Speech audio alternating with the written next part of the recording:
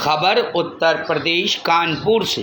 कानपुर पहुंचे सुप्रसिद्ध कथावाचक देवकीनंदन महाराज ने यहां पर एक निजी कार्यक्रम में शिरकत की, साथ ही विपक्षी पार्टियों को भी जमकर घेरा। देवकीनंदन महाराज ने कहा, भारत की स्थिति अब बांग्लादेश वाली होने जा रही है। अब भारत की स्थिति बांग्लादेश से बंगाल तक पहुंच गई है। ये वही स्थिति है, वही परिस्थिति है, वही माहौल बना हुआ है। हम सबको ये बात सोचनी होगी कि कब तक हम लोग भागते रहेंगे और कब तक अपने धर्म को दांव पर लगाएंगे, कब तक हमको मारा जाएगा। भागना किसी समस्या का अंत नहीं है, हमें भी जवाब देना होगा। मैं ममता, अखिलेश, उदय ठाकरे, राहुल गांधी और सोनिया गांधी से निवेदन करना चाहता हूं कि हिंदू नहीं बचेगा तो देश नहीं बचेगा। ऐसे में क्या आप नेता बन पाएंगे? हम सबको मिलकर देश और हिंदू को सुरक्षित करना होगा। आप सभी नेताओं को अपनी पार्टी और विचारों से ऊपर उठकर सोचना होगा। बंगाल में अत्याचार हो रहा है, सबसे ज्यादा दलित महिलाओं पर हो रहा है। वहीं समाजवादी पार्टी के राष्ट्रीय महासचिव इंद्रजीत सरोज के बयान पर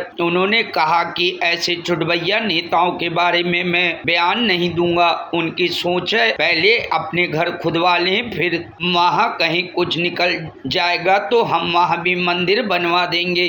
चैरिटेबल ट्रस्ट के सभी हमारे कार्यकर्ताओं के द्वारा यहाँ पर इस सुंदर एक ऐसे स्थान का उद्घाटन हो रहा है जिसमें ये लोग मिलकर एकत्रित होकर यहाँ से अपने सनातन की और देश की भक्ति की निष्ठा को आगे बढ़ा सके, देशभक्ति को और लोगों तक पहुंचा सके, सनातन के प्रचार को और लोगों तक पहुंचा सके, जिसके लिए इस जगह का आज उद्घाटन इन्होंने किया है। और बहुत बहुत साधुवाद के पात्र हैं हमारे कानपुर के जितने भी विश्व शांति सेवा चैरिटेबल ट्रस्ट के मेंबर्स हैं, मेंबरान हैं, वो सभी साधुवाद के पात्र हैं।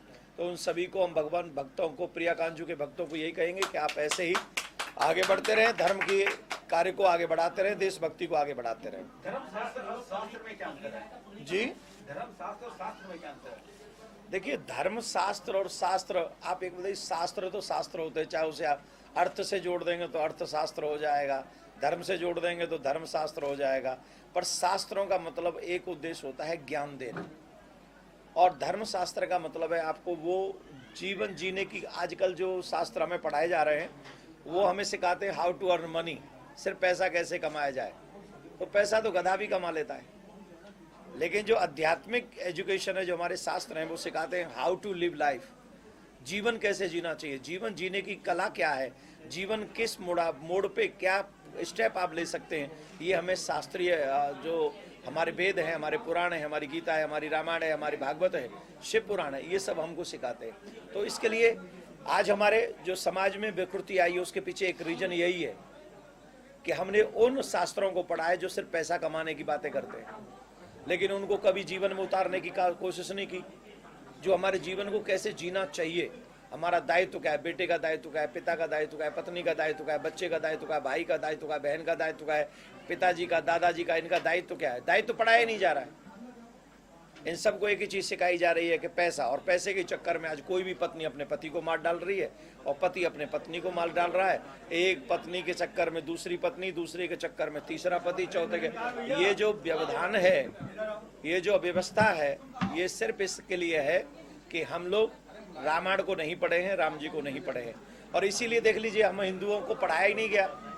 आज देख लीजिए क्या हो रहा है बंगाल में। जो जब मैं कानपुर में कथा करने आया था उस समय बांग्लादेश की ये दुर्दशा थी। अब बांग्लादेश से बंगाल तक पहुंच गई ये दुर्दशा। सेम स्ट्रक्चर है, सेम सिचुएशन है, सेम माहौल बना हुआ है।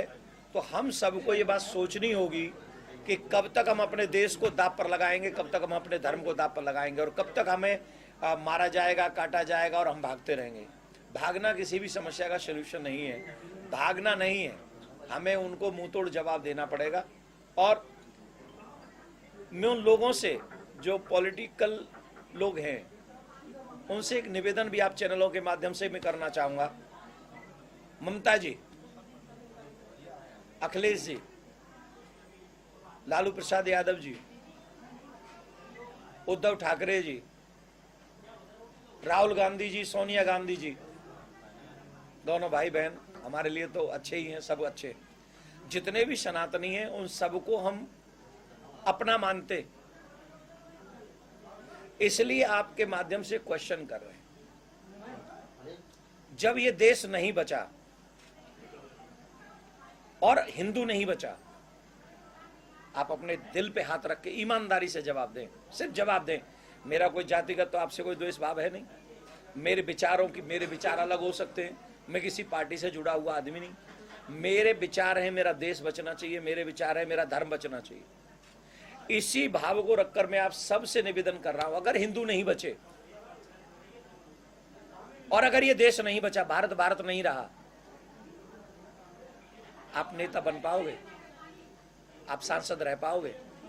आप कहीं के मुख्यमंत्री बन पाओगे? प्रधानमंत्री बन पाओगे? ये देश सुरक्षित रहा और हिंदू सुरक्षित रहा तो आपको चांस मिलेगा। और अगर आपने इस देश की सुरक्षा नहीं की, हमारे हिंदुओं की रक्षा नहीं की, तो आई प्रॉमिस यू, जिनको जो बनना था वो बन चुके। कन्वर्ट अगर देश पे विपत्ति आ गई तो आप कुछ नहीं बन पाओगे। तो मेरा निवेदन है, कंट्री फर्स्ट, अपनी पार्टी से ऊपर उठकर, अपने विचारों से ऊपर उठकर देश के बारे में सोचें। और जो बंगाल में माता बहनों के ऊपर आक्रमण हो रहा है, वो दलित बहनें हैं, वो वहां पर हमको पर्सनली आप लोग जातिगत में बांट देते हैं, और वहां जातियों में ही वहां दलित वर्ण के जितने भी बहन बेटियां उनके साथ में ये घटनाएं घट रही हैं। वो लोग घर छोड़ के भाग रहे, 3 रात तक नहीं सोई है माँ बेटियां। आप ही के चैनलों ने दिखाया, 3 रात तक वो सो नहीं पा रहे हैं कि हमारे घर में क्या होगा, हमारी बहन बेटी को कोई उठाना ले जाए, और इसके बाद किसी के मुंह से चू नहीं निकलती।